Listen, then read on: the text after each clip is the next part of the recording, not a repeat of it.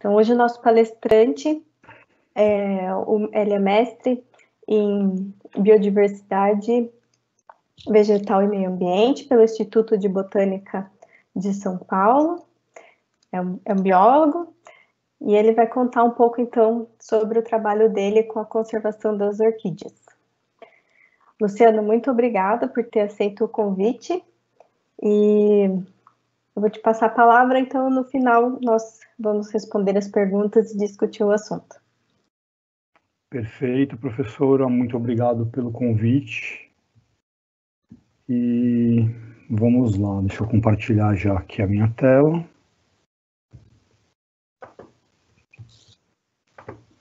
Vocês estão vendo? Sim. Então, beleza, vamos começar. Se eu falar demais, você me dá um grito aí, controla o tempo, mas tudo bem. 5h34. Bom, a professora já começou aí a falar sobre mim. Sou biólogo e eu sou hoje especialista em conservação de orquidácea. Venho trabalhado aí os últimos 12, 13 anos com conservação de espécies na Mata Atlântica. Hoje eu tenho uma pequena empresa de conservação. Estamos fundando uma ONG também para fomentar projetos de pesquisa de longo prazo. Eu sou colaborador do Instituto de Botânica de São Paulo, né, pesquisador colaborador da Unicamp também. E eu sou voluntário no Orchid Specialist Group. Eu vou falar um pouco mais, então vamos tocar. Falar sobre as orquídeas. Bom, orquídeas é uma família de plantas que ela está em perigo normalmente, né? A gente vai saber por quê. Muitas espécies elas são naturalmente raras, né? Elas ocorrem em populações pequenas. Muitas são endêmicas. Elas crescem devagar. Muitas são muito vulneráveis, né? A coleta ilegal, né? A colheita. E o sucesso reprodutivo ele depende de interações ecológicas entre polinizadores e também para germinação ela precisa se associar com fungos, uma associação chamada micorriza. A imagem aí de uma espécie emblemática do estado de São Paulo, Cattleya ludgesi, e hoje ela corre muitos riscos pela coleta ilegal e principalmente pela diminuição de hábitats. Tá? Eu não falei antes, mas todas as fotos que eu vou mostrar são fotos minhas, e quando não forem fotos minhas, tem o nome do autor. Bom, as orquídeas elas são protegidas, né? Todas as espécies, mesmo que forem mais de 29 mil, hoje a gente pode ter um pouco mais do que isso, todas as orquídeas elas são protegidas pelo CITES, que é uma legislação que controla o comércio internacional, né, de organismos vivos. Preciso falar também do Orchid Specialist Group, do qual eu sou voluntário, principalmente desse programa de comércio global, né? A gente tem um grupo no Facebook, tem Twitter, enfim, vocês podem encontrar-nos por aí. E são mais de 10 mil pesquisadores e cultivadores, enfim, do mundo inteiro, todos voluntários, ninguém recebe para colaborar. E a gente vem monitorado, principalmente o meu grupo, o comércio ilegal no mundo inteiro. Ninguém prende ninguém, absolutamente. A gente só levanta dados, porque esses dados praticamente eles são invisíveis, a gente vai ver isso também. Então, se vocês tiverem alguma denúncia, vocês podem mandar diretamente aí para o meu contato, ou podem acessar o Orchid Specialist Group. Se for algo relacionado a Brasil, vai acabar chegando aqui para mim. Bom, então, como eu falei, né, as orquídeas elas são comercializadas legalmente no mundo inteiro. E um pouco, né, da palestra, embora ela fale sobre conservação de espécies da Mata Atlântica, eu não posso falar de conservação se eu não falar sobre a coleta, né, e o comércio legal, os usos que essas plantas têm no mundo inteiro. Então, elas podem ser utilizadas para medicina, em países da Ásia, podem ser utilizados em cosméticos, Isso é no mundo inteiro. Eu acho que isso aí vocês também não tinham conhecimento, né? Nós conhecemos esse primeiro aqui que eu estou citando, ornamental, né? Ou horticultural.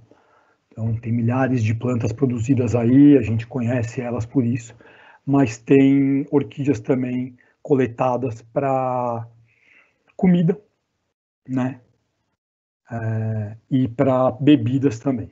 Então, elas sofrem, né, esse extrativismo para inúmeros fins. Então, aqui a gente estudou um pouco a rota das plantas selvagens, né? Então, os coletores que são conhecidos como mateiros, o sujeito vai para a mata coletar, alguém que intermedia esse negócio, geralmente o coletor primário é o que menos ganha, tá? Alguém oferece para ele um real ou centavos por cada planta, e ele ganha mesmo pelo volume. Então, vocês imaginem, se eu falei primeiro que é uma planta que cresce devagar, tem toda aquela história que a gente vai falar mais sobre isso, as pessoas coletarem centenas para ganharem algum montante de dinheiro é realmente devastador, né? Entram transportadores, correio, operadores de estufas, né? Isso a gente tem que falar, então são pseudo-orquidários, né? As plantas são esquentadas. Eu compro plantas de um coletor por centavos, amarro ela em plaquinhas, faço elas parecerem cultivadas, e aí eu vendo essa planta no mercado por R$30, 40, 50, sei lá, né? E a culpa de tudo isso, o último aí, consumidores, porque se ninguém comprasse, esse negócio acabava. Fora isso que eu coloquei no primeiro slide, né? Tem um outro mercado em plantas raras, né? Que são plantas que custam muito mais caro. Então, o que são plantas raras? São plantas que estão na lista vermelha, são plantas que são sem pigmento, com uma outra pigmentação, né? Embora elas não sejam brancas, os cultivadores conhecem como plantas albas, né? Então, enfim, variedades cromáticas, e aí essas plantas são vendidas pela internet, hoje por grupos de WhatsApp, né? Então e aí como eu já tinha comentado, aí surge de novo, né? O comércio paralelo por plantas que lavam essas plantas, né? Plantas selvagens via estufas comerciais, né? Então,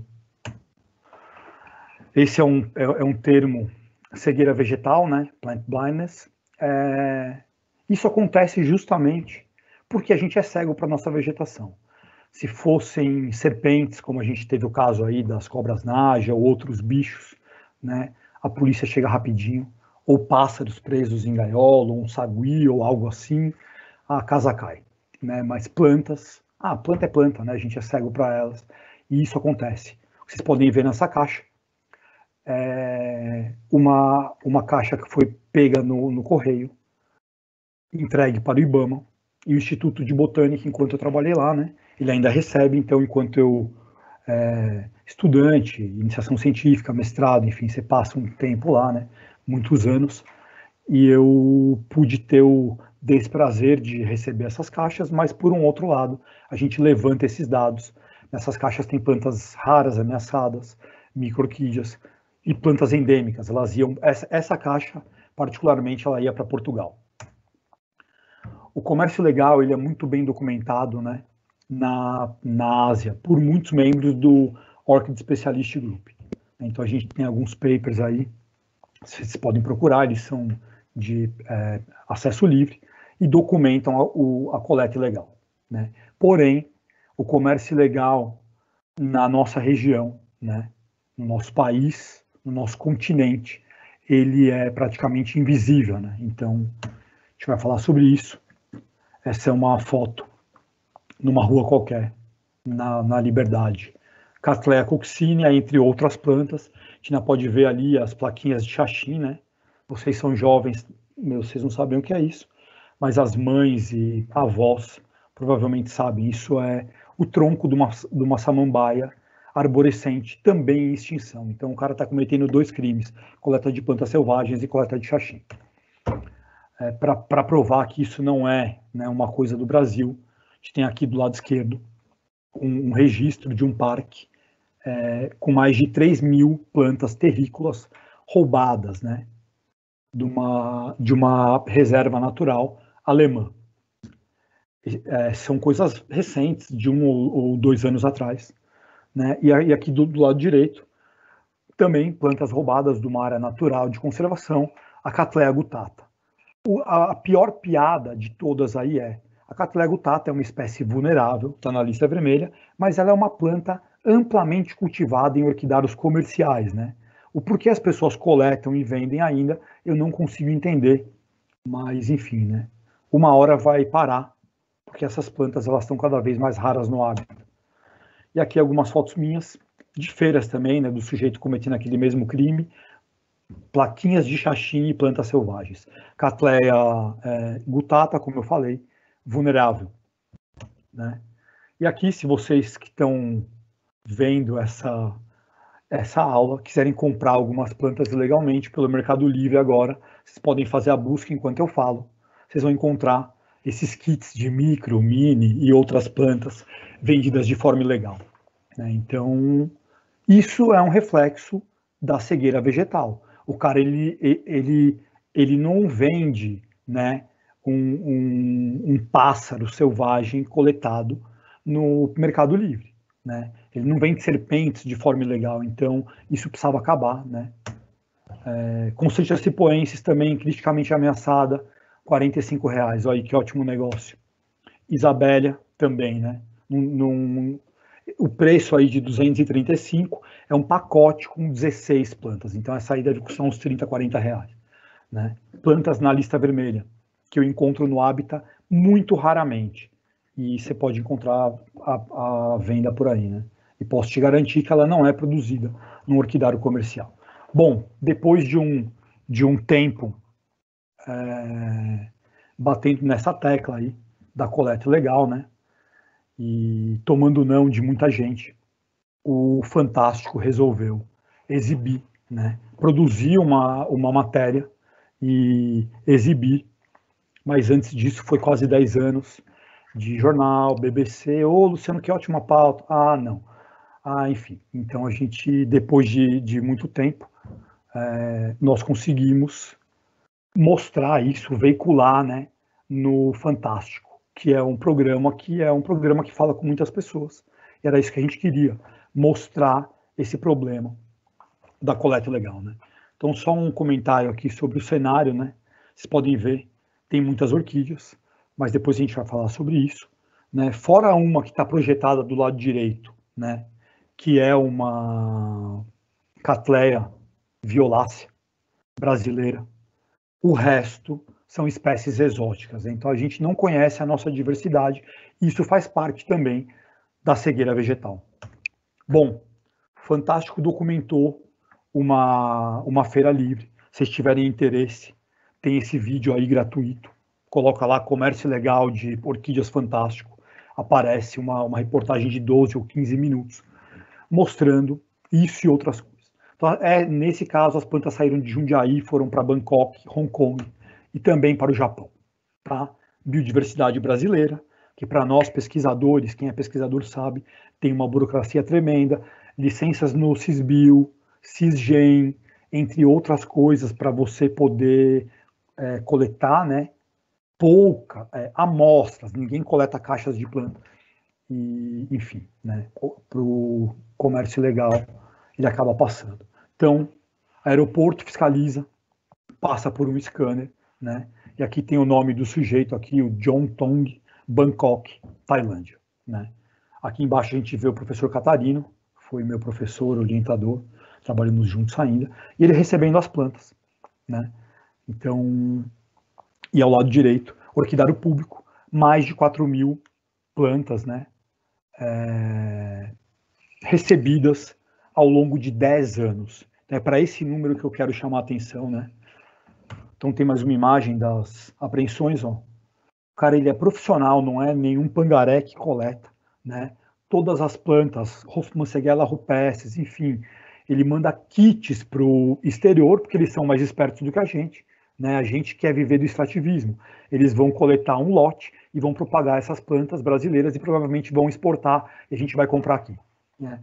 Então, junto com isso, iam muitos propágulos, que é essa imagem central, frutos de semente e sementes de bromélias também, né? E outras espécies, Bromeliaceae e Polygalacea. Bom, então o que eu queria chamar a atenção aqui, depois eu vou falar de coisas boas de Mata Atlântica, mas isso aqui a gente tem que falar. Né? Então, nós monitoramos durante 10 anos o comércio legal. Né? Hoje em dia, eu e o Luciano, eles não gostam muito que eu visite essas feiras, né? Porque acham que eu prejudiquei o negócio ilegal de coletar plantas e vendê-las. Né? Enfim, eu tenho uma premissa, né, para quem critica isso, é a natureza em primeiro lugar. Pessoas e instituições, elas vêm depois. Então, tá contra a natureza, tá contra mim, ponto final. Bom, então eu queria que vocês olhassem para essa última barra do gráfico, 4.000 plantas, que foi o que eu mostrei, que foi o que foi oficialmente aprendido em 10 anos no Instituto de Botânica, né, o que chegou ao Instituto de Botânica. Agora, essa barrinha aqui de 2.000 é o que nós monitoramos em uma semana. 2.000... Opa, mas peraí, esqueci de um detalhe importante, né? 2 semanas acompanhando 5 pontos de venda ilegal de planta, não todos. Não existem 5 no Brasil, muito menos em São Paulo, existem 50, talvez 500. Né? Então, nós acompanhamos 5 pontos. Em 5 pontos que vendiam plantas de terça, quinta e sábado, sei lá eu, foram contadas 2.000 plantas por semana, tá? Isso dá em um ano 96.000 plantas, quase 100.000. Então, voltando para a última barra aqui, 4.000 plantas em 10 anos. Em um ano, 100.000 plantas praticamente, né? Isso monitorando 5 pontos, é bom frisar isso. Então, a gente tem uma diversidade brasileira saindo de forma invisível ou sendo vendida por aí. Eu estimo que esse número seja centenas de vezes maior do que esse 96.000, tá? Porque, lembrando, vale a pena falar isso de novo, isso são 5 pessoas, né, coletando ilegalmente. Então, agora você imagina 50, né? Bom, mas agora vamos falar de Mata Atlântica e de orquídeas. Tá? Aquilo era só para deixar claro, eu não tenho como falar de conservação sem falar sobre algo que interfere drasticamente na conservação, né? Que é a coleta legal. Então, quando eu comecei a estudar, eu procurei algumas referências, né? Quem é estudante aí sabe como é essa história. Ah, da onde você tirou isso? Como é que é? Você não pode tirar ideias da própria cabeça. Você pode tirar algumas, mas a grande maioria você tem que embasar muito bem. Né? Então, quando eu comecei a trabalhar, eu queria trabalhar com conservação. Né? Então, eu encontrei esses 2 livros aqui do lado direito, livros do David Miller, que relatavam já resgate de orquídeas, realocação, reintrodução, enfim.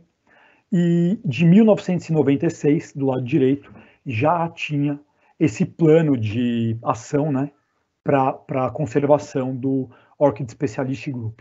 Eu não era membro, nem imaginava que existia o Orchid Specialist Group, e eu fiquei sabendo deles quando eu encontrei essa publicação, e depois também um outro artigo do Philip Seaton, né? Ele é hoje um grande amigo, um incentivador, é um pesquisador de Kew, um senhor já, e se vocês quiserem procurar também, fala muita coisa legal. E aí, fuçando nesse material, eu encontrei também coisas sobre o primeiro Congresso Internacional de Orquídeas, né? É um congresso que acontece a cada 4 anos, né? E o primeiro eles elencaram muitas metas para a conservação, né? Coloquei 4 aqui. 90% das espécies no mundo inteiro, elas deveriam ser conservadas, precisariam ser conservadas em coleções ex situ, fora do hábitat, né? Metade das espécies, né, nas listas vermelhas, em risco, elas deveriam ser incluídas em programas de conservação de germoplasma, né, que é cultivar as plantas in vitro, e depois você produzir um grande número de plantas e reintroduzi-las no hábitat. Terceiro, instruir a comunidade local para práticas sustentáveis, né, e para a produção em larga escala de plantas nativas. Isso reduz drasticamente a coleta de plantas selvagens, né? E o quarto, que eu acho que é muito importante, que cada criança deveria receber informações sobre a diversidade vegetal e desde a infância, né? Incluindo as orquídeas e a sua importância para o equilíbrio ambiental. Bom, diversidade de orquidácea é incrível. A gente tem mais de 29 mil espécies, né? Centenas elas são descobertas e elas refletem muitos usos e produtos, como a gente falou naqueles primeiros slides lá, não só do uso ornamental, né? Bom, aqui eu vou colocar os maiores hotspots mundiais, né? A América do Sul, onde nós estamos, é o maior hotspot. A gente tem mais de 11 mil, né? E aí a Europa tem 200, né, no território inteiro. Bom, América do Sul, a gente está em terceiro lugar. Então vocês imaginem, né, o hotspot que nós somos aqui no Brasil. Colômbia tem mais de 4.200 plantas. Equador, 4.100. E o Brasil, 2.700 e provavelmente 2.726, provavelmente hoje alguém já descobriu alguma e já publicou, deve ser 27, 28, enfim.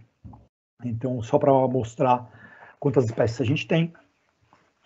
E dessas que eu falei, mais de 1.500 só na Mata Atlântica. Então, a Mata Atlântica tem uma riqueza incrível e sofre muitos riscos, né?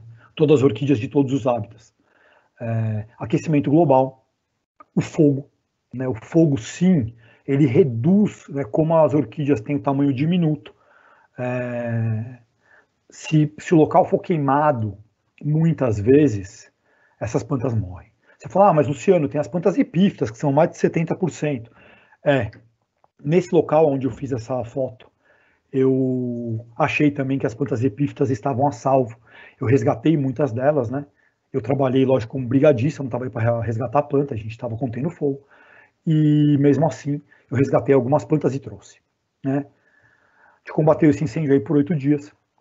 E as plantas ficaram lá em casa, eu nem banho eu tomava direito, quanto mais olhar as plantas. Depois eu fui olhar as plantas começaram a perder as folhas. Eu consultei uma especialista da ecologia do Botânico de São Paulo, a professora Regina. Ela falou, Luciano, elas foram sufocadas, né? Então ela acaba sendo cozida e sufocada pela fumaça, que acaba que o fogo não alcança o dossel florestal, mas a fumaça alcança. Então as plantas do dossel morreram também. Então, o fogo é uma ameaça drástica.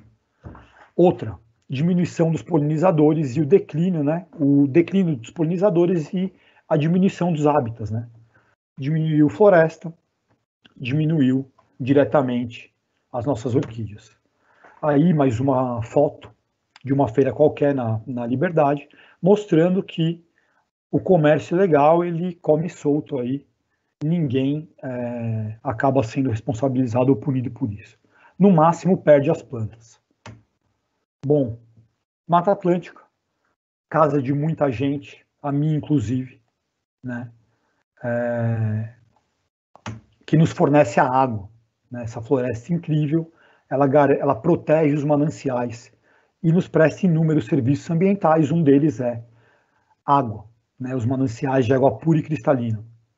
Segundo, né, uma floresta equilibrada, ela funciona sozinha, né? A gente tem os polinizadores, a gente tem os dispersores de sementes, que é a imagem que a gente vê agora, né? Polinizador faz o palmito jussara virar um fruto, e o araçari e outros pássaros comem esse fruto e dispersam essa semente em outro lugar. Então, a floresta funciona bem, né, quando tem menos interferências. Outro grande dispersor de sementes florestais, muriqui, o maior primata das Américas. A anta também é uma grande dispersora, cateto, queixada. Agora vocês imaginem, com a caça, né, diminuindo esses bichos a cada dia, as florestas se tornam prejudicadas sim, porque elas perdem o poder de regeneração natural. Os polinizadores, já falei deles. E aí, uma imagem recente, de 2013 ou 2014, eu trabalhei no resgate do rodoanel, escalava e recolhia as plantas, mas essa imagem está aqui só para lembrar que mesmo hoje em dia a gente opta por cortar florestas para solucionar alguma coisa, como passar uma rodovia. Eu sou favorável a desapropriar casas, porque casas a gente faz outra. Floresta demora muito tempo, né? Para montar uma floresta inteira. Replantar é uma coisa. Agora, quanto tempo eu vou ter um açoita cavalo como esse que eu tô em cima dele, né? Com quase 25 metros, lotado de plantas epífitas. 200, 300, 500 anos, não sei. Mas certamente não é um projeto de plantio e restauração que vai trazer uma floresta dessa de volta. Bom, uma das áreas de estudo que eu vou compartilhar dados é a Cantareira, é a maior floresta urbana do planeta, né? Ela está bem aqui, né, em cima de São Paulo. Uma outra imagem mais de perto. A pandemia impediu a gente estender esse projeto para o Contínuo Cantareira, que são outros parques, né? Na Cantareira a gente já fez um inventário grande, mas ainda continua encontrando novas coisas. Nosso trabalho começa aí. Uma clareira, né? Uma imagem de drone, mostrando uma árvore caída. Então, o nosso protocolo de trabalho busca material em árvores caídas. Tá? A gente levanta dados, né? Coleta as plantas pelo resgate. Ninguém arranca plantas que estão em árvores em pé, mesmo porque elas já estão escassas nos hábitats, né? Então, a gente resgata as plantas, faz um inventário, porque em algum tempo, né, vai vir uma brotação aqui nessa clareira, e essa clareira some. As plantas que estavam ali, elas deixam de fazer fotossíntese e acabam se decompondo, e é o ciclo natural, né? Grandes plantas, elas sempre foram realocadas no hábitat. Eu acho que montar uma coleção viva é uma coisa, mas ficar estocando plantas demais também não acho legal. Uma planta desse tamanho, igual essa que o Servilho tá segurando aí, a gente realocou ela no hábitat, porque ela já tem muitos anos e ela é uma grande dispersora de sementes. Quando você escala e põe uma planta dessa na árvore, né, você já está fazendo que ela ganhe muito tempo. Ela vai recolonizar outras áreas, então a gente deu preferência assim, a gente levou amostras para a coleção viva e a maioria do material, as plantas grandes, voltaram para o mato. De duas áreas, só para nós entendermos quanto mede cada uma. Cantareira tem 8.000 hectares, né, o parque, a Serra tem 31.000, e o Legado, que é uma reserva particular, tem 31.000 hectares. Né. Ambos, a gente fez inventários florísticos, né, implementou esse programa de resgate e realocação, montou coleção viva, desenvolveu atividades educativas, capacitou, né, pessoas para poderem trabalhar nas mesmas atividades, montou manual ilustrado, reintroduziu espécies. No Legado tem um negócio diferente também, a gente produziu mudas rastreadas, né? Uma muda com QR Code que você sabe que a semente veio de uma coleção viva e que não é uma planta coletada. E capacitou a comunidade tradicional. Então eu vou mostrar um pouco desses resultados, que é melhor do que aquela tabelinha ali. Primeiro da Cantareira, né? Eu comecei essa brincadeira aqui em 2008, né? Encerrei como aluno em 2014 e continuo esse projeto, né? Tem um outro projeto ativo até hoje. Então a gente vai ver essa planta aqui que vocês veem aí, a Centroglossa macroceras. Ela estava extinta e ela foi redescoberta no Parque Estadual. Então a gente encontrou, né, 159 espécies, 10 estavam na lista vermelha. Vale lembrar, né, que as listas vermelhas que estavam valendo quando eu comecei o trabalho na Cantareira eram essas que estão citadas na tabela, mas hoje elas já sofreram uma revisão, e essas espécies que estão extintas ou criticamente ameaçadas, elas mudam de categoria. Né? Então, algumas estão na lista vermelha ainda, em outras categorias, e algumas saíram. O Zygopetulon maxillari, na época, ele era vulnerável. A gente encontrou ele aí e fez um outro trabalho legal que vocês vão ver já já. Então, mais de 5.000 plantas foram resgatadas, quase 3.700 foram realocadas no hábitat, né? Então, se a planta era de dossel, a gente escalava e recolocava. E isso é muito importante para o programa ter sucesso. Pegar as plantas e enfiar no mato em qualquer lugar, você perde as plantas e fala, trabalhar com as orquídeas é difícil. Se fizer a coisa certa, tem um sucesso. Tá? Então, essa foto aqui foi eu colocando primeiro, e essa é quase 5 anos depois, né? Eu escalei algumas vezes e não consegui pegar elas floridas, é para pegar a planta estabelecida. Então, essa foto vale muito, né? Para mostrar que essa foi em outro ângulo. Dá para ver que as plantas estão completamente enraizadas, né? Floriram, muitas já formaram frutos e dispersaram sementes. Então, esse é o papel de realocar as plantas. Quando você coloca uma orquídea no hábitat de novo, você dá uma chance para que ela disperse as sementes. Mas Luciano, e se a árvore cair? Se a árvore cair 5 anos depois, ela já mandou sementes aí para outros lugares, que assim acontece naturalmente. Bom, mais um outro resultado legal, eu considero. As plantas formando frutos, ó, Leptops bicolor. E essa planta eu coloquei 2 ou 3, então ela formou frutos, formou mudinhas, então tem mudinhas crescendo, né? Então eu fico feliz, né? Que essa aí já 2008, mais ou menos, eu coloquei essas plantas, 2009. Então já se passou muito tempo, né? Elas estão estabelecidas e dispersando sementes. Como eu falei, amostras foram para coleções vivas, né? 450 plantas de 105 espécies foram para o Instituto de Botânica de São Paulo e para a coleção do Parque Estadual da Cantareira. Ela acabou sendo desativada, então hoje eu sou o fiel depositário dessa coleção. A Centroglossa macroceiras aí de novo, 3 espécies daquelas 159 a gente reintroduziu, fez um piloto de reintrodução. A Centroglossa foi uma delas. E eu só coloquei essa foto aqui para mostrar o seguinte. Essa foto foi mais ou menos em 2014, quando já tinha uma câmera melhor. 2013, eu acho. E essa foto aqui foi no começo do ano, quando eu fui monitorar as plantas, do lado direito, né? Essas plantas são muito sensíveis, como eu falei, e elas simplesmente desapareceram. Elas morreram, né? Evaporaram, sobrou só o sistema radicular. Então eu tenho muitas hipóteses para isso, eu não posso provar ainda, ou melhor, eu posso provar algumas. O aumento da temperatura global e a diminuição do incremento do regime de chuvas. Tem menos chuva, certamente essas plantas menores elas sofrem, então algumas Centroglossa desapareceram da área. Outras imagens que significam muito, né? O servilho aí com uma planta com zigopétalo maxilar, aquela que eu mostrei primeiro. Isso em 2015. E ela presa num samambaia-açu no hábitat. Esse foi um piloto de reintrodução. A gente colocou outras plantas, é claro, né? Mas eu vou mostrar essa aqui, que é uma que eu acompanho bem. Então, vejam bem essa imagem, guardem ela. Tem ela aqui de novo, né? E esse é o hábitat onde eu escolhi. Essa foto eu tirei o ano passado na monitoria. Então, essa touceira atrás de mim, é lógico que eu vou mostrar outras, né? Não vou deixar vocês curiosos, só mostrou uma foto de longe pronto, mas é para mostrar onde eu pus a planta.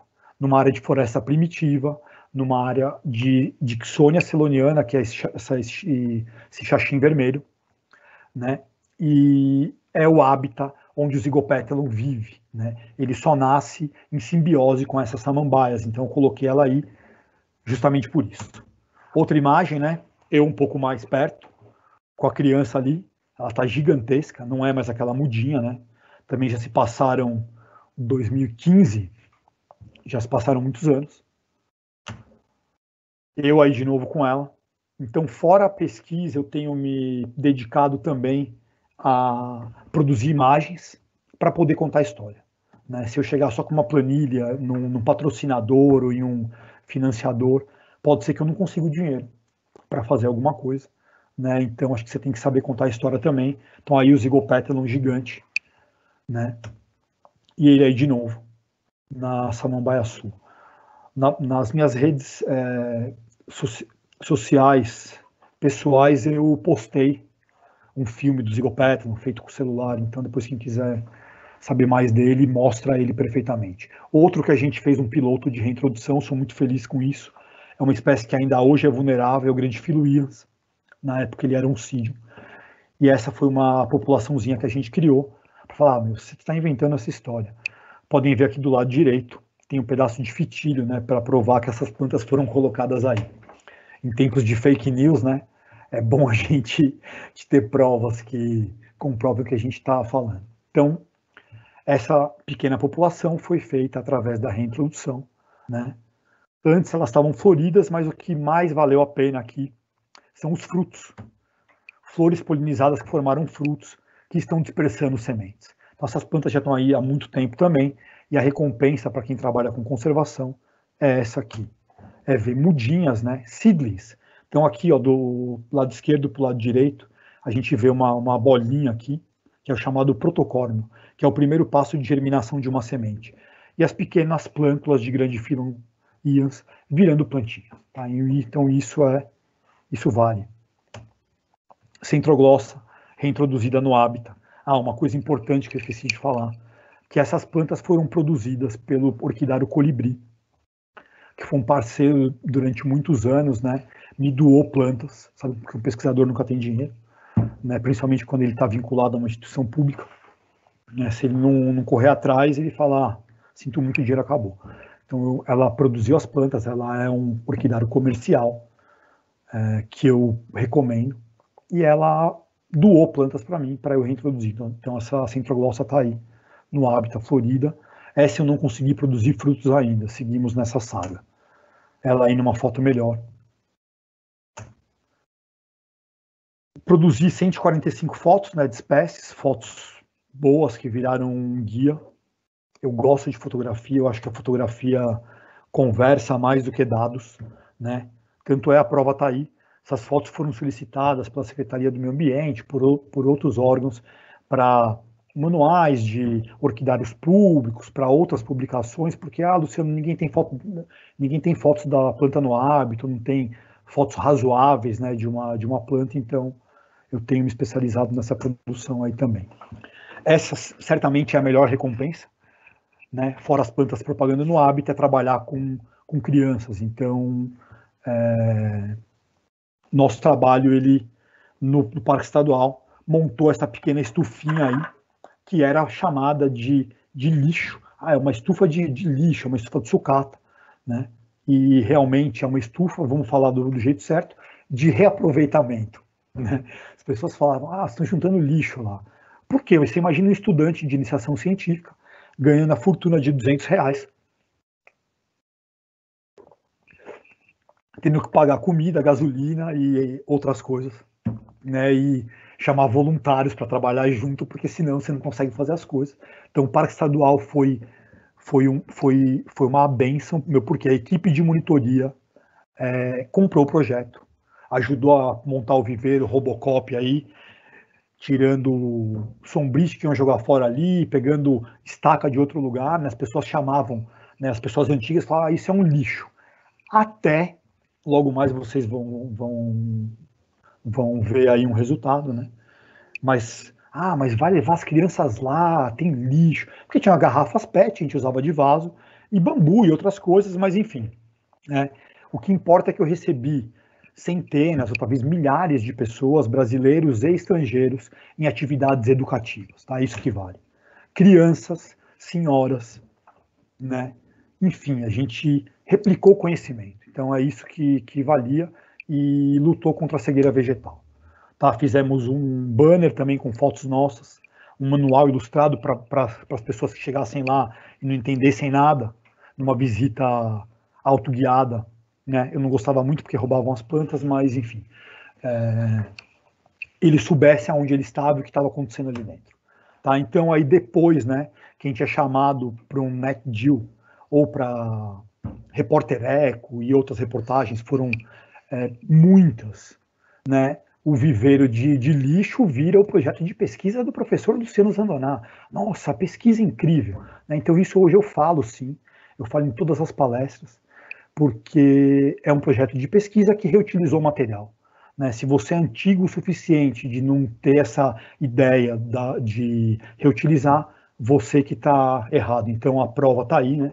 Um tapa com luva de pelica, National Geographic, um convite. Eu não mandei nada para lá. Olha, a gente gostaria que o seu projeto aparecesse. Então, primeira recompensa. Depois tivemos Repórter Eco, Good News, 2 Repórter Eco, eu acho, ou 3. Então, enfim, né, o projeto de recolher as plantas, também a gente era tirado de louco. Ficam recolhendo planta, mas já não recolheu o suficiente. Nunca é o suficiente. Essa é a resposta. Né? E agora, de um outro projeto, Legado, que eu trabalhei de 2015 a 2019. A gente também levantou muita coisa legal, uma delas é essa Vanilla diactiana, que era uma espécie considerada super rara, ainda é. A gente localizou uma pequena população lá. Bom, ele está do outro lado da Cantareira, né? No maior fragmento, no maior corredor de Mata Atlântica que restou. Né? Então, obviamente que vai ter uma riqueza maior do que um parque estadual limitado e ainda dilapidado, né? Então, essas fotos aí eu devo a grandes amigos, né? Grandes profissionais. Vou mostrar 2 aí que contam aquela mesma história do resgate de plantas em grandes árvores. Vocês acreditem, a gente está aqui, ó. Então eu vou passar e vou voltar. Ó, nós aí, só para vocês terem noção, essa primeira foto foi feita pelo João Daniel. E a segunda, pelo Luciano Canzani, é um biólogo, fotógrafo da NetGeo, meu xará e hoje brother, incentivador, entendeu? Sou muito grato ao Canzani também, porque ele me incentivou principalmente em como contar a história. Né? Melhora sua fotografia assim, sempre brincava com ele, ele falou, você está tendo agora um workshop relâmpago, né? Então espero que isso tenha funcionado. Eu tenho tentado contar as minhas próprias histórias com as dicas dele. Então essa foto dele é uma foto, como ele mesmo diria, emblemática. Uma árvore gigantesca, né? Voltando aqui, se vocês tiverem dúvidas se ela é gigantesca ou não, torrão gigante, nós aqui nesse pontinho central. Então, voltando para lá. E isso aqui, estou eu, a minha esposa, e sócia Angélica, e o Miguel, técnico de campo, hoje responsável pelo orquidário lá, carregando um Mioxanthus, uma orquídea que a gente chamou de centenária. Isso foi reportagem, várias reportagens também, na TV, Globo, enfim. Isso aqui é um fragmento de uma única planta, ela não está inteira aí. A gente não conseguiu carregar a planta inteira. Então pensem, né, a gente dividiu essa planta em muitos pedaços e realocou no hábitat. Mandou para coleções vivas também. Né? Quanto vale esse DNA que está vivo há centenas de anos? Né? Pensa que a árvore precisou nascer primeiro, a floresta está apta e depois ela era uma mudinha e virou uma super planta. Então a gente justifica esse resgate porque você está resgatando um DNA remanescente. Né? Essa planta decomposta, ela ia incorporar ao sistema florestal alguns gramas de nutrientes, né? Resgatar a planta viva vale muito mais. Então também outra foto do camarada aí, Canzani, né? Trabalhar com Mata Atlântica sem inventário de dossel, principalmente com plantas epífitas, né? Não é trabalhar com Mata Atlântica. Se você não escalar ou não trabalhar com uma árvore caída, não pensar no extrato do céu, você está negligenciando dados. Então, uma coisa que eu gosto muito de fazer é escalar, né? Perigoso é conviver com seres humanos, eu acho, né? Então, essas aventuras no mato são tranquilas. Em 4 anos lá, a gente fez, fora dias de escritório, a gente fez 250 dias de campo. Quando eu falo campo, foram caminhadas de 4 a 15 km, de 1 ou 2 dias, levantando dados. A Angélica e o Miguel, uma população de cleistes no hábitat, e nesse período a gente encontrou 232 plantas e descreveu uma nova espécie, a Lepantopsis legadense. Eu acabei esquecendo de colocar uma imagem dela aí, mas vocês conseguem encontrar também. Então a Angélica com 7.000 plantas resgatadas, né? Desculpem, nós resgatamos 7.000 plantas ao longo desse período de 4 anos, e ela está aí com um punhado de plantas recolhido num único galho, né? É por isso que é importante frisar, né? Às vezes a gente perde muito material por esquecer, né? Por negligenciar isso. Então lá foram 14 na lista vermelha.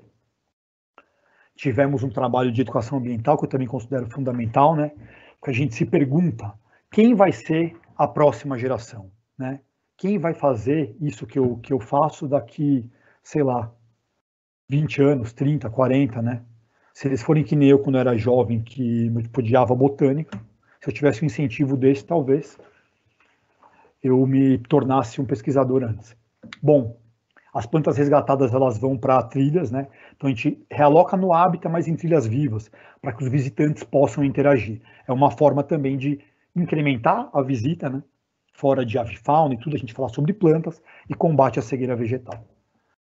Uma outra coisa importantíssima é dividir com a comunidade local e tradicional. Então, a gente capacitou alguns moradores que vivem, né, em divisa com a floresta, porque é muito fácil a gente ter uma geladeira em casa, internet, comida, reclamar de um coletor, é um palmiteiro, né? Essas pessoas, elas comem muitas vezes banana verde amassada com sal e açúcar para variar.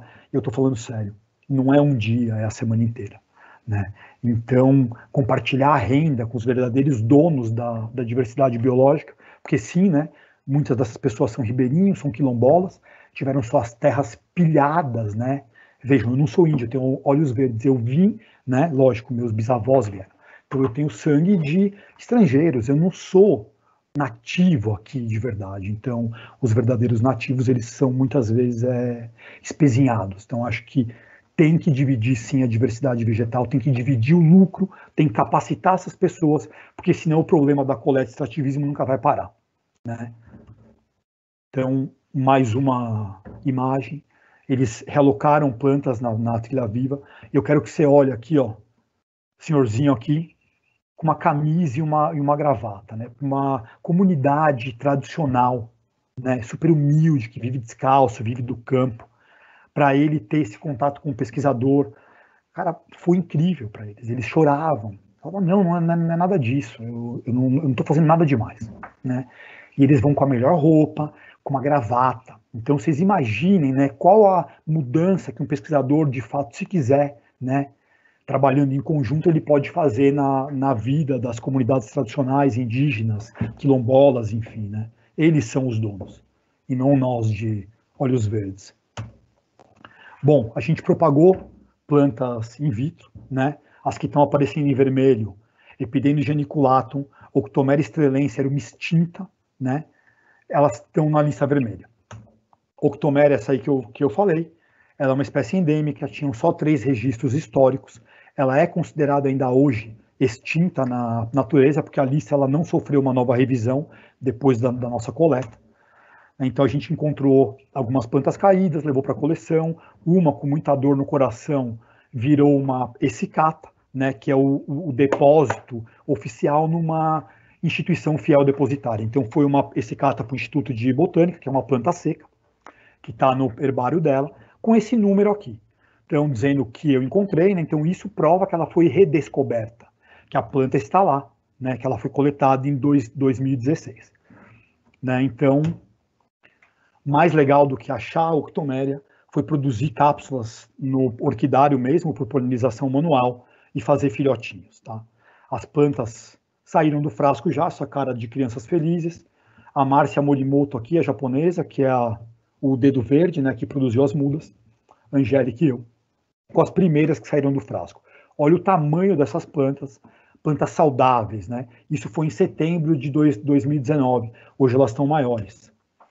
Bom, outra resposta, né, mas para que pegar plantinha de árvore, já não pegou bastante, outra moldurinha amarela, né, a gente foi convidado pelo Christian Dimitrios, também biólogo,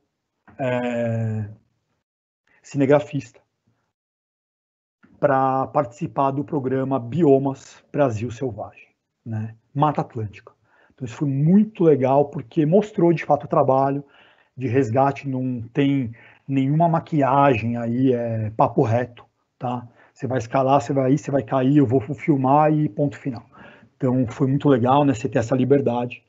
E outra, mostrar isso aí, muitos amigos do Orchid Specialist Group de Londres, eu nem sabia, Luciano, bravo, enfim, então isso combate a cegueira vegetal, não é sobre ego, né, ou sobre, Luciano, mas você ali, não, é sobre falar sobre as plantas, sobre as orquídeas e assim, sobre a pesquisa científica, né, que a gente está num ano hoje, né, negando pesquisa.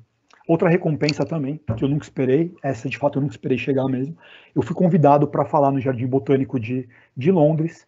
Eu não sei se vocês lembram, nos primeiros slides, quando eu mostrei dados do primeiro Congresso Internacional de Conservação de Orquídeas. Pois bem, eu fui convidado para falar no 7º Congresso, no Jardim Botânico Real, em Londres, né?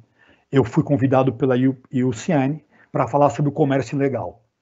E aí, lógico que eu ia para lá de qualquer jeito, né? Eu inscrevi 2 trabalhos de Mata Atlântica para mostrar lá e as pessoas ficaram loucas, né? Porque, como eu falei, Europa tem 200 espécies, né? A Mata Atlântica tem 1.500. Então, né, mesmo sendo brasileiro, a gente sendo latino, né, o nosso trabalho de conservação, ele está na ponta como outros, tá, desenvolvidos no mundo inteiro. Então, isso aí foi uma grande recompensa. A Angélica também falou em Kew, apresentando a redescoberta da Octomeria, e não só isso, né, a produção das mudas rastreadas. Bom, para finalizar, já devo estar quase estourando o tempo, deixa eu ver, 6h25, tudo bem, estamos dentro. O resgate de orquídeas em árvores caídas é uma grande fonte de material botânico, quase sempre negligenciado. Tá? No Parque Estadual Cantareira, por exemplo, tinha sido listada, antes do nosso trabalho, 7 espécies. Tá? A gente listou 159, e hoje ainda, encontrando plantas caídas aqui, fora, divisa de condomínio e tudo, a gente já está em 165, e eu tenho certeza que esse número ele vai subir ainda muito mais, né, porque as plantas elas ocorrem em áreas restritas. Outra coisa que as orquídeas são, elas são uma grande família bandeira, ou família guarda-chuva, né? Eu não gosto da jararaca, mas ela é importante. Mas quando você conserva o mico-leão, as orquídeas e tudo que dependem de um ambiente preservado, se está conservando a floresta, né? Conservar a orquídea ou mico-leão é a desculpa. Você conserva tudo que está embaixo, todas aquelas relações, polinizadores, dispersores, então isso é muito importante. Outra coisa, a realocação de orquídeas, né, em trilhas. Quando você concentra muitas plantas numa trilha curta, exige baixa manutenção, incrementa a visitação pública, certamente, né? E pode servir para muitos estudos para outros pesquisadores, estudos ecológicos, de polinização, além de ser um banco genético, que você pode sempre ou coletar frutos ou produzir frutos pela polinização manual. Tá? E hoje em dia, falando em parques públicos, muitas vezes, né? Luciano, eu não tenho dinheiro para uma estufa. Uma trilha viva, pondo a planta no próprio hábitat, você não tem que fazer nada.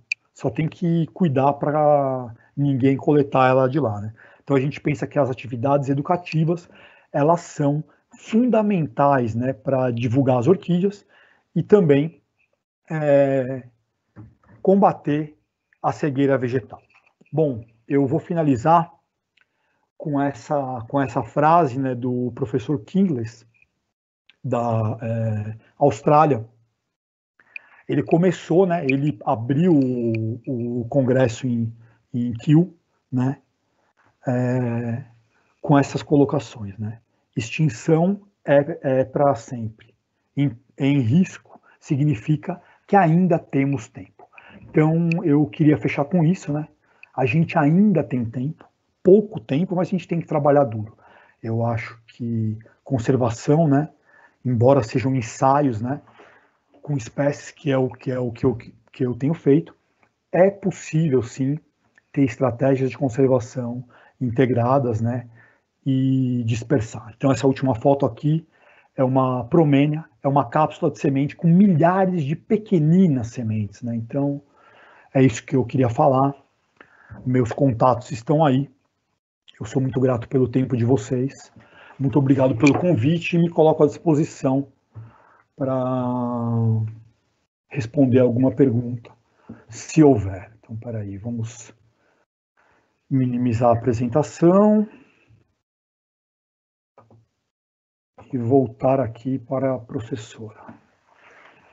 Luciano, muito obrigada pela palestra. Foi ótimo e é É muito bom, assim, ver pessoas engajadas e sentir a paixão das pessoas pelos esses organismos, né? Tipo, a gente que trabalha com... Eu ainda tenho mais sorte, né? Que dentro dos insetos trabalho com as abelhas, que tem recebido mais foco nos uma últimos boa tempos. atenção, né? Mas quando eu comecei também era só... Todo mundo só conhecia Apis mellifera que ferroava. Mas eu gostei muito, assim, do seu relato. Espero que inspire bastante os alunos que estão por aqui, né? Me inspirou bastante, assim, tive várias ideias para as abelhas sem ferrão. A gente tem algumas perguntas aqui. Tudo bem, pô, pode ir. Tem algum livro de recomendação sobre as micorrizas de orquídeas? Então, isso aí é um assunto super novo, né? As micorrizas tanto que foi uma das maiores apresentações, né? Teve um dia lá em Kiel que os pesquisadores apresentaram, aí eu falei, a gente está ainda muito fazendo fogo em pedra, né? Os caras estão isolando a micorriza, semeando a orquídea com a micorriza. Então, o que a gente faz hoje em frasco é o cultivo assimbiótico. Eu faço um meio de cultura com nutrientes, com sais minerais, suave ali, e jogo a semente. Como a semente ela é pequena, ela precisa desses nutrientes, já que ela não tem a micorriza. Aí ela germina. Então, esses grandes pesquisadores, inclusive o Kingsley, lá, que falou aquela última frase, eles estão repovoando hábitats de orquídeas terrícolas com micorriza. Então, ele encontra a orquídea, isola a micorriza, cultiva a micorriza, inocula a semente com a micorriza. Plantas mais fortes crescem mais rápido, sobrevivem melhor, porque no hábitat tem essa interação. Aí ele vai para o sítio de reintrodução e coloniza com a micorriza e joga as plantas lá.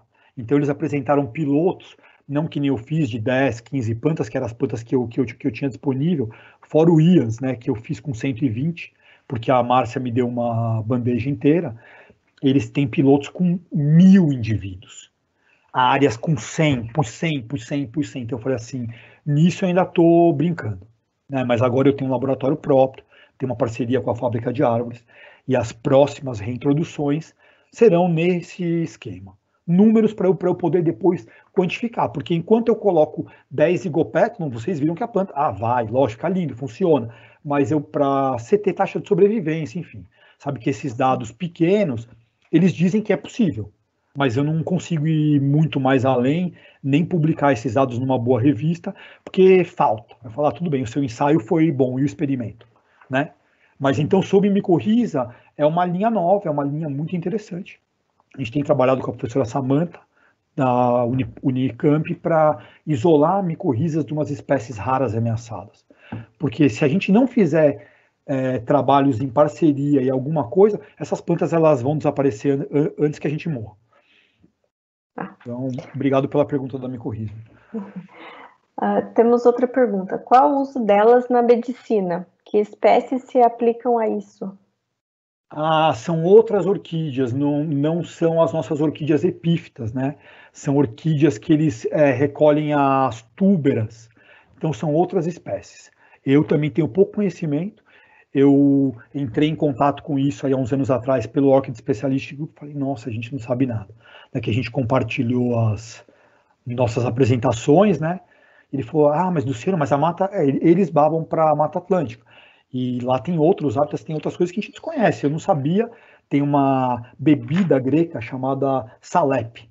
E os caras coletam umas orquídeas terrícolas que têm túberas, né? São uns rizomas, tipo batatinha. Eles coletam a planta inteira. Então, para fazer uma xícara do cafezinho lá do salep, vão 5 plantas inteiras. Então, enfim, né? Tem outros usos que a gente desconhece aqui no Brasil. Aí perguntaram se esse manual ilustrado tem disponível. Sim, esse manual ilustrado aí da Cantareira, você vai conseguir ele numa publicação Zandonai Catarino 2015. Só você colocar isso aí, revista do Instituto Florestal, tem esse manual ali, mas se você precisar dele em PDF, né, a parte do negócio, manda uma mensagem que ele é gratuito, eu mando. Tá. Ele é simples, a gente fez ele frente e verso, porque no começo ele era uma prancha impressa, então a gente dava para o pessoal olhar, e aí com uma ajuda de uma pedagoga, ela falou, Luciano, a prancha é legal, mas você precisa ter uma para cada um, porque as pessoas elas brigam, embora eu tivesse 5, né?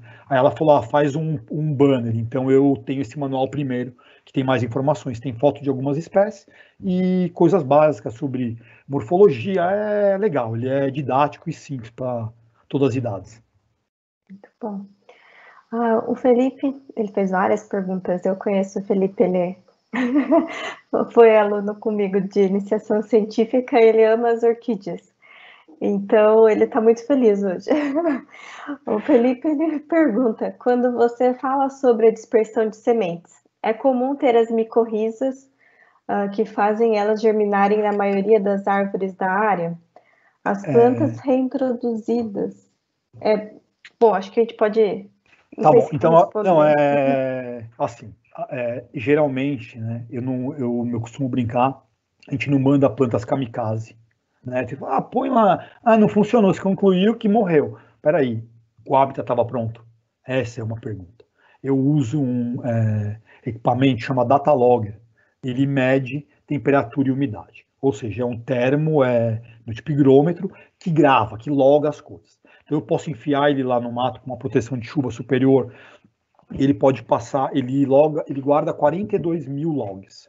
Então eu programo ele para ele pegar uma medida dessa a cada minuto, ou a cada hora, ou a cada dia, enfim.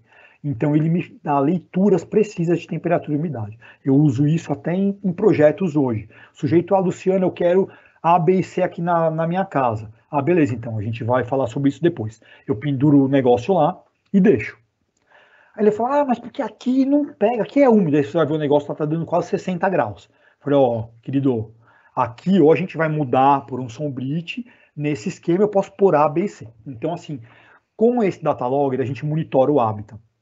Então, a gente sabe que hábitats têm acima de 80% de umidade relativa do ar, e fora isso, a gente tem um conhecimento da fisionomia florestal. Eu tento colocar as plantas, né, em áreas onde as epífitas já estão surgindo. Quais epífitas que surgem primeiro? As samambaias, algumas bromeliaceae.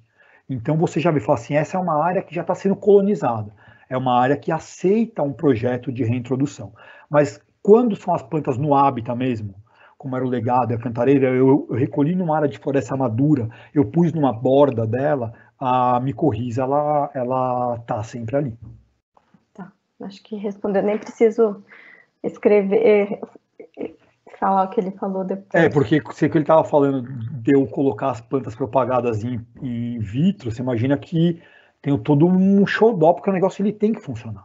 Porque já tem milhões de pessoas querendo que o negócio naufrague. Esse negócio não funciona, desencana. Não, isso funciona assim, você vai pôr no seu projeto. Você vai resgatar a planta e vai pôr lá. Porque hoje em dia, mas isso é custo. Eu não vejo custo, eu vejo benefício, eu vejo resultado. Eu vejo uma planta selvagem, que se tornou selvagem, aquele zigopétalo meu. Se você olhar depois, eu tenho um videozinho que mostra um cordão, você não sabe, fala, não, mentira, você não pôs essa planta aí. É uma planta selvagem. Então, esses organismos, eles vão bem, né? Mas custa, principalmente um tempo, né? Então, às vezes, os projetos, eles não querem essas minúcias, porque eu vou ter que contratar, você vai ter que contratar você não vai no médico, dentista, por que você não quer contratar o biólogo? Você quer fazer tudo sozinho, né? A gente não faz fotossíntese ainda, precisa viver de notas no papel. Isso é uma coisa que às vezes eu fico pensando, né? Todo mundo quer informação, mas não quer pagar o biólogo, né? Parece que o biólogo tem que ser de graça, assim, né? Exato, faça uma consulta técnica em direito. Tem advogados que vão te cobrar 1 hora, 2 horas, R$1.500. Aí você fala pro cara que vai cobrar 300 por hora, imagina. Então, um contrato de R$200 o dia, aí você me chama para consertar, aí eu já vou cobrar mais caro. Mas tem isso sim, né? Eu acho que é culpa, às vezes, também do nosso conselho. A gente tem que brigar, é um profissional. Tipo, odonto ganha, tudo ganha, é um profissional na sua própria área. Né? Eu não posso... não, é o biólogo. O biólogo, ele vai lá por prazer, porque é uma beleza cênica. Peraí. Você está me dando a área, então você vai me transferir para o nome, essa área da cachoeira que eu estou fazendo? Então, beleza, eu vou trabalhar pela beleza cênica porque é minha. Mas se não só para ir pelo rolê, sinto muito, né? Enquanto você é estagiário, sim, você está indo, e eu escutava isso, às vezes o menino falava, mas Luciano, a bolsa de iniciação é R$200. Aí eu escutava do professor. Isso é para você tomar um café, Luciano. O conhecimento que você aprende aqui, você não tem dinheiro para pagar e nunca terá. Era tipo tome. E de fato porque você está tendo acesso não a um doutor, às vezes muitos doutores de uma sessão, que te jogam coisas num cafezinho que um consultor ia te tirar R$1.500 numa solução rápida. Né? Então, acho que eu sei que você precisa viver, mas eu acho que se você tem a oportunidade de desenvolver um projeto no laboratório, com pesquisadores, mas é voluntário, é isso. Você está aprendendo e o seu conhecimento é seu. Tá? Então, eu já fui IC, e já trabalhei de garçom à noite. Eu acho que você não pode também fazer a faculdade e depois desencanar, eu vou trabalhar de garçom. Tudo é válido, mas assim, se você correu até aqui, tem saída. Nenhuma saída é fácil. Se você pensar como biólogo, o seu corpo agora, enquanto eu falei 1 hora e pouco, ele está lutando aqui e produzindo moléculas e oxigênio, enfim, eu estou respirando, então tem uma luta diária, né? Acho que essa luta diária acaba quando o corpo morre. Mas a gente, entendeu? Então tem uma caminhada aí que precisa ser feita, né? Para chegar até a recompensa, né, professor? Se não só, mas e a nota? Mas você estudou para ela? Eu era desse que chorava na nota também, mas hoje eu sou desse que também. Mas e aí? Mas só meio ponto. Então, meio ponto você não conseguiu alcançar? Você está pedindo caridade? Sim. A gente já fez de tudo, né, pelo conhecimento, né? Já tirei xerox de todos os artigos do meu primeiro orientador. A gente faz de tudo. Mas é isso, né? Se você pensar, esses orientadores, primeiro que eles aceitaram a gente. Ele está compartilhando o conhecimento de vida dele. Isso o dinheiro não paga. Não paga, eu vou te pagar uma consultoria. Falou, cara, isso esquece. Dinheiro não paga. A convivência, um mestrado você passa 2 anos e meio, um doutorado você passa 4. Entre IC e tudo lá no Botânico, eu passei uns 10 anos ou mais, e ainda vou lá, porque eu mantenho o vínculo de colaborador, então, e sempre se aprende uma coisa nova, então acho que o pesquisador às vezes tem essa empáfia, mas leia um trabalho científico. Na introdução, mesmo que você seja o índice H 85, você vai citar outros pesquisadores para embasar o que você vai começar a falar, então a gente tem que ser, acho que humilde sempre, né? Não adianta, mas eu sou doutor. Primeiro, doutor é um título que a gente usa aqui. Fora daqui você é o Luciano, ou não existe isso. Então acho que a gente tem que, quando a gente forma pessoas e alunos, tem que dar esse toque para que eles não tropecem no futuro. Doutor esquece. Você vai morrer e os bichos vão te comer do mesmo jeito que um não doutor, né? Sim, com certeza. O Felipe ainda até pergunta, né, o quão relevante e financeiramente possível você acha a criação de um banco de conservação de sementes e micorrizas de orquídeas? Noto que muitas espécies ainda têm lacunas sobre a identificação de suas micorrizas. Elas são realmente muito importantes para o sucesso da planta no futuro? Então, Felipe, o que tem visto é o seguinte, para você ganhar tempo, porque a gente pensa que uma orquídea, eu acabei esquecendo de falar isso, uma catleia, que é uma planta comum, da semente à floração, ela pode levar 7 anos. Às vezes fora em 4, mas ela pode levar 7 anos. Então, às vezes, demora muito tempo, né, para você acompanhar o ciclo dessas plantas e tudo mais, mas quando a planta ela é adulta, ela tem pessoas que falam que ela é autossuficiente. Ela não vai precisar dessa micorriza. E assim, voltando no banco, nós temos tem uma ONG internacional que é chefiada pelo pesquisador, pelo Phil Seaton, chama OSSU, né? OSSSU, né? Que é Orchid Seeds para usos sustentáveis. Então é um banco de sementes que está associado ao Millennium Seed Bank de Kew e tem uma filial na UNOeste com o professor Nelson Barbosa. Então, o que ele tem lá? Ele criopreserva as sementes. Então, a gente tem muitos pesquisadores que vêm desenvolvendo pesquisa nos últimos 5 anos, provando que é possível criopreservar. Você criopreservou e depois fez protocolos, fez plantas, fez florir e polinizou. Então, vem pesquisadores trabalhando já há uns 10 anos com isso. Então, esses bancos de semente, eles são viáveis, né? Então, existe esse banco, se você tiver interesse em saber como é, você me escreve, eu te falo, né? É um esquema voluntário que você vai coletar sementes, secar num procedimento deles e manda para o professor Nelson, fica estocado lá. É muito importante saber, lógico, a procedência, tá? Se você procurar ossoaí.org, eu acho, tem um site contando um pouco a história, né? Isso aí você vê um pesquisador de Kew, um senhor que podia estar tomando o uísque dele ou tomando cerveja em pubs em Londres, ele está preocupado em conservar as orquídeas, lógico, do nosso país, que tem 2.500, né? Ele vem para a Colômbia, ele tem uma ótima relação, paga as passagens desse para o ainda paga as nossas, porque ele acha importante, entendeu? E ele já tem quase 70 anos. Né? Então, tanto que o tema do congresso em Kew, o 7º congresso, foi a nova geração. Né? Quem vai fazer isso? Porque senão essa brincadeira acaba. Né? Luciano, daqui 50 anos, ninguém sabe quem é. Só se ficar alguma coisa escrita aí, mas enfim, né? Quem é o próximo? A gente tem alguns candidatos, eu fiquei feliz, tem vários alunos que escrevem, que a gente colabora com ICs, com mestrados, enfim, com a Unicamp, com outras universidades, porque assim, se você não quiser falar com os alunos e dividir, você não pode cobrar a próxima geração. Né? Então, Felipe, tem essa possibilidade sim do banco de sementes e assim, especificamente, eu tenho lá na fábrica de árvores um banco de germoplasma, tá? Que é uma outra forma de conservar.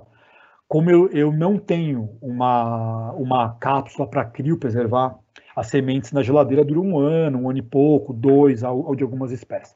Então eu tenho semente, eu semeio, produzo muitos frascos e eu deixo alguns frascos crescendo com muitas plantas em pouco meio. Ou seja, ela fica meio que congelada, a hora que começa a oxidar, eu repico para um outro meio, então ela pode passar quase um ano no meio de cultura. É uma forma... Ah, Luciano, mas e aí? Quando eu quero destravar a planta, ou seja, eu deixo 100 num frasco apertado. Quando eu quero que ela cresça e vire planta de verdade, eu coloco 30 num frasco e deixo ela crescer. Mudo os nutrientes. Então, para algumas espécies que a gente testou, isso tem funcionado bem. Você consegue deixar ela meio que... Lógico, né? Tem um custo. Uma lâmpada ligada, ar-condicionado, mas enfim, é um custo de um laboratório normal que já está na sala de crescimento e eu deixo lá algumas plantas. A gente tem tentado fazer isso também. Tá? Com vanilas a gente está tentando esse banco genético, porque é importante, senão depois os hábitats eles vão acabar, né? Principalmente os hábitats do norte e nordeste. Se eu não sei lá, vier um Messias que eu não conhecia ainda e resolva esse problema, é sério, entendeu? Porque senão a gente vai perder. Obviamente a gente aqui, a gente vai sofrer, a gente já sofre, né? Mas essas consequências elas vão vir em 100 anos. Avassaladoramente. Você pode acreditar nisso, né? A gente está preso em casa há um ano, sem previsão de sair, né? Então, será que isso já não é uma resposta? Freia o bicho-homem ali porque ele está muito fora de controle, pensar que a gente vive num planeta, né? Com certeza. Eu até comento com as minhas amigas, assim, né, e amigos, que eu achava que eu não ia ver uma pandemia. Eu tinha certeza que em algum momento a gente ia começar a ter pandemias, ia ter problema, esse tipo de problema, mas eu não achava que eu ia ver. Então, o que ia estar dentro dela, né? Isso, exatamente. Andando então, com tipo acessórios, né? E álcool gel e tudo, e correndo de outras pessoas.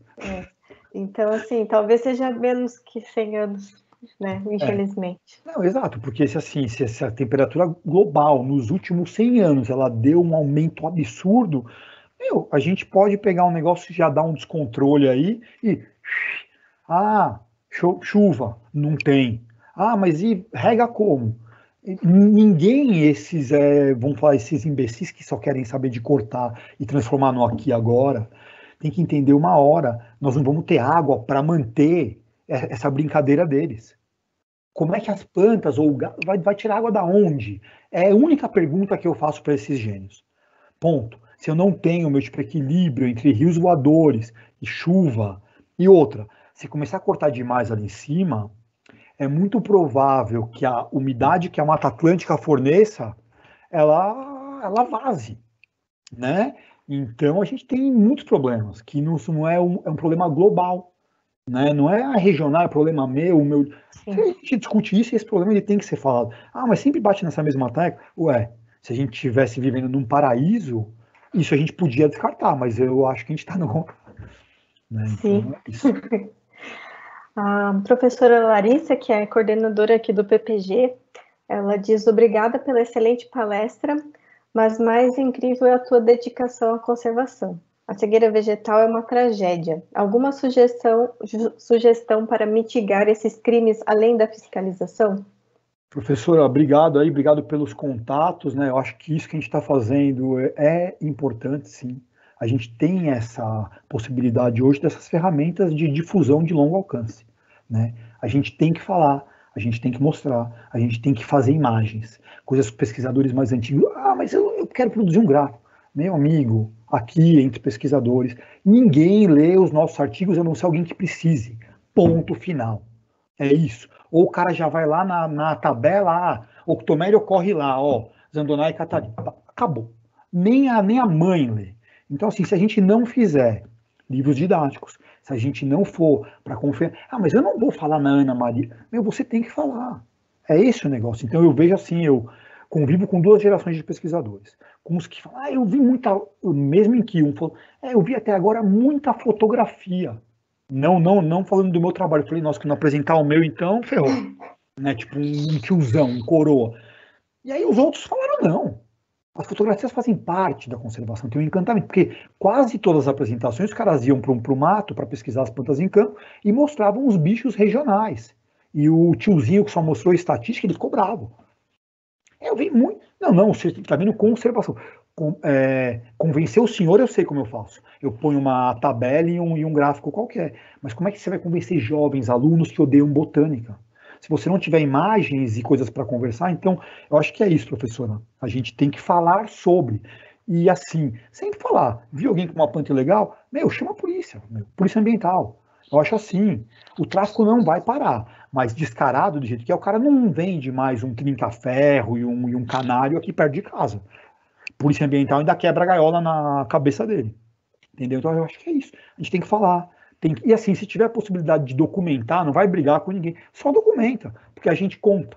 Manda para um taxonomista e fala, aqui eu estou vendo 35 espécies. Porque senão esses dados, eles voam. Vocês viram ali, né, que o botânico recebeu oficialmente 4.000. Isso é o fruto de 2 semanas, 5 pessoas. Isso deve ser o fruto de um dia no Brasil ou muito mais. Né? Então, Larissa, obrigado aí. A gente está à disposição sempre que precisar. Então, acho que esses fóruns de vocês, essas divulgações da pós, é um ótimo caminho. Sim. O Felipe diz: muito obrigado pela palestra. Orquídeas são minha fascinação. Espero um dia conseguir ter tanto conhecimento como você. A Renata diz: incrível trabalho, Luciano. É revigorante saber que temos pesquisadores sérios e apaixonados pelo seu trabalho nesses tempos de incerteza e negacionismo. Enriquecedor assistir a sua fala. Obrigado. Felipe, obrigado. Renata, muito obrigado. Bom, acho que essas eram as perguntas que surgiram. Eu acho que todo mundo gostou que estava aqui e foi muito proveitoso para todos nós. Com certeza o Felipe vai entrar em contato contigo. Que ele tinha mais umas perguntas aqui, falei para ele entrar em contato Pode contigo. entrar em contato e a gente sempre, como trabalha com a professora Samanta, Unicamp, com o professor Nelson, a gente sempre abre vaga para um aluno, para alguma coisa, para uma parceria em colaboração, que era uma coisa que antigamente, o projeto é meu. O projeto você não vai chegar em lugar nenhum. Muito provável que você morra antes de que saibam o que você fez. Então, a gente tem trabalhado isso, a gente tem visto isso com a nova geração, né? Não é mais o meu paper, são papers de multipessoas, porque não importa quem fez, importa o que foi feito. Né? Então, a gente está de portas abertas para colaborações. Precisamos de ajuda com isso, a gente está aí ideias e obrigado aí pela oportunidade e pelo espaço. Muito obrigada, eu adorei ver a foto da abelha sem ferrão com a polínia. Aquela fui eu mesmo que fiz. Muito legal aquela foto. Bom, então, gente, era isso. A semana que vem a gente vai ter a paleobiologia da conservação. Então, vamos seguir aí na conservação esse semestre. Então, obrigado, professora, obrigado a toda a comissão aí, todo mundo que deu suporte. É isso, a gente está à disposição, os contatos estão aí. Precisar, pode escrever, a gente vai ter grande prazer em colaborar. Ah, com certeza. Se eu achar alguma coisa com orquídea, eu vou te procurar. Então, tá bom. Tá bom, então, pessoal, boa noite. Até mais. Tchau, muito obrigado, hein?